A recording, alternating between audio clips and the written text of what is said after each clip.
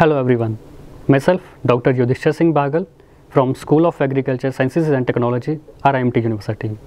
Today I am giving you a lecture on importance of skill development in Indian agriculture.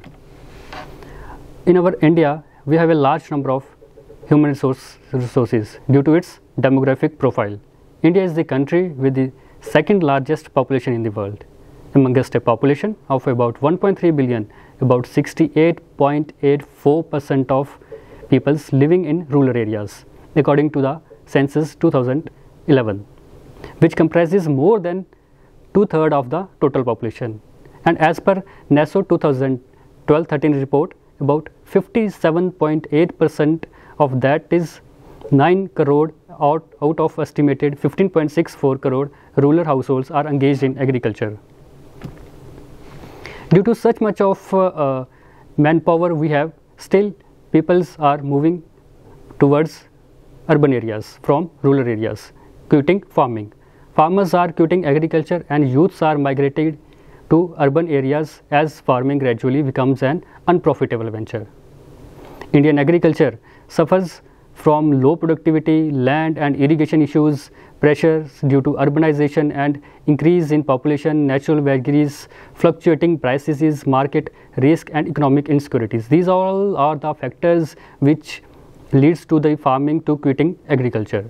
Indian agriculture is a crossroad and need of the hour is not only to make farming as profitable venture to attract and retain those who want to quit farming, but also enhance agriculture productivity and hence income to solve the issues of distinguished unemployment in agriculture workforce of India. This all the possible reasons for all these all problems can be solved out only due to the skill development in agriculture sectors. Skill is the ability of an individual to perform a task more efficiently and effectively within time limits.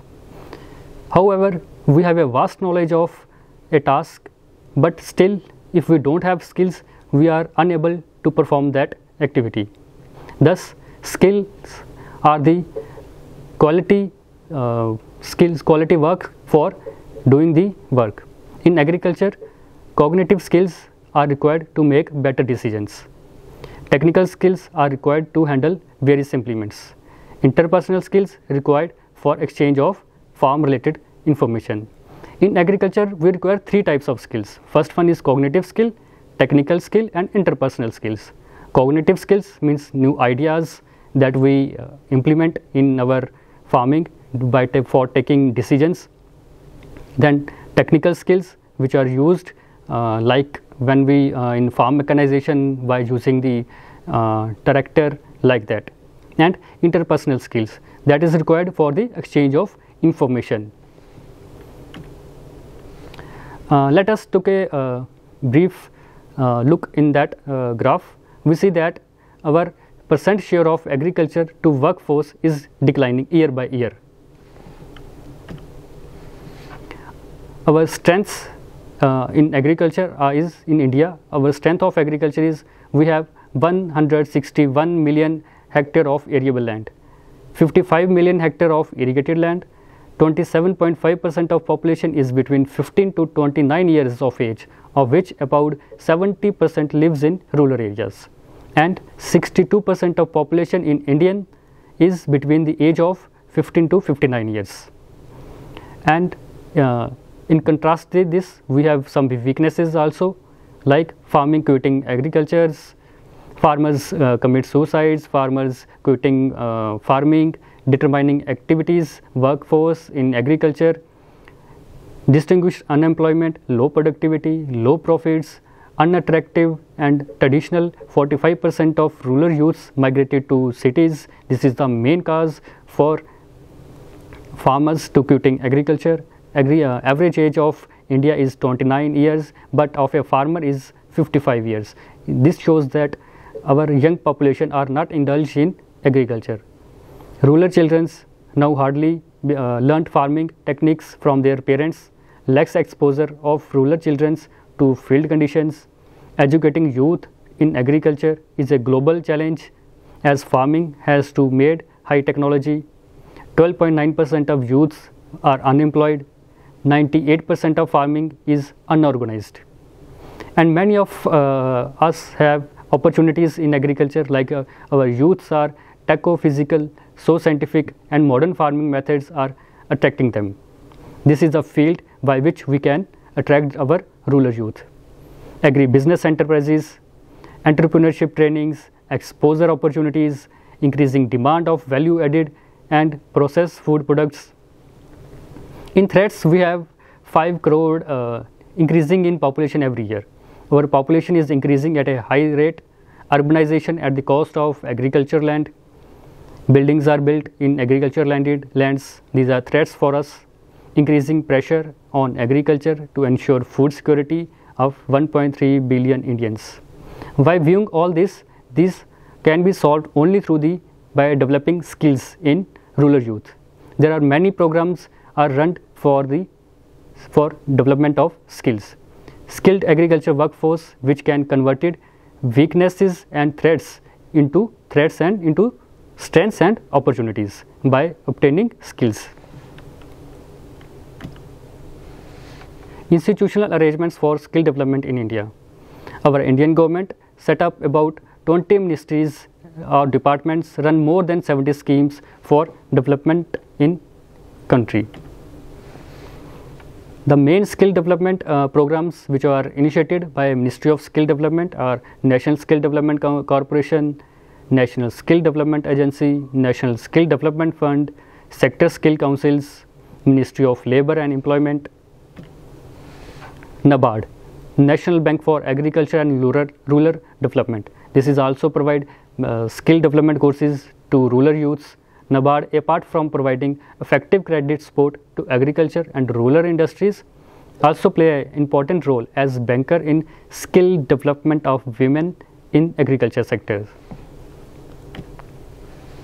Some flagship programs, schemes initiated by Ministry of Agriculture and Farmers Welfare.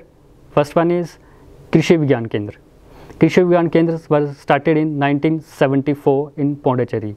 One of the mandate of KVK, Krishi Vigyan Kendras, is imparting of vocational training to self-employed farm women, men, youth, and also already employed extension personals to bring about a production breakthrough in agriculture. They provide training to dropouts, school dropouts, rural youths. KVK is considered innovative institution for transfer of technology and waste management, etc. related to agriculture and allied areas through vocational trainings and follow-up activities like demonstrations, result demonstrations, method demonstrations, personal visits, field visits, farmers call, villages and block level meetings, and by using the audiovisual aids like telephone, internet, computers, etc. Second one is Khadi and Village Industry Commission, KVIC. KVIC is mainly involved in planning, promotion, organization and implementation of programs for the development of khadi and other village industries in the rural areas in coordination with other agencies engaged in rural development. It organizes trainings of artisans, rural artisans engaged in food and agro-based industries, handmade papers and fiber industries and biotechnological waste industries, and encourages cooperative efforts among them. There are many flagship schemes developed by Ministry of Agriculture and Farmers Welfare.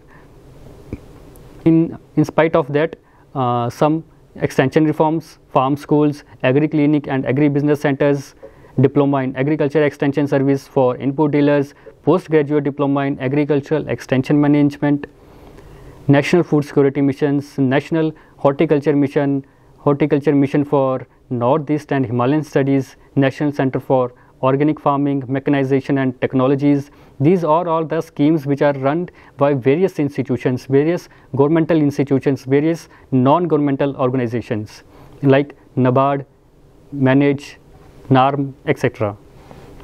These are schemes for rural peoples, rural youths, for agriculture graduates. Then Agriculture Skill Council of India. ASIC, determining skills, competency, standards and qualifications, and development of national occupational standards. Preparing and maintaining skill inventory to facilitate individual choice, developing sector skill specific skill development plans, standardizing affiliation and accreditation process, affiliation, accreditation, assessment and certification of vocational institutes or programs, planning and executing training of trainers, promotion of academics of excellence, establishing well-structured sector-specific labor market information system to assist planning and delivering of trainings, adopting global best practices. This ASIC is also run by various institutions like Sameti, agriculture universities, training institutes.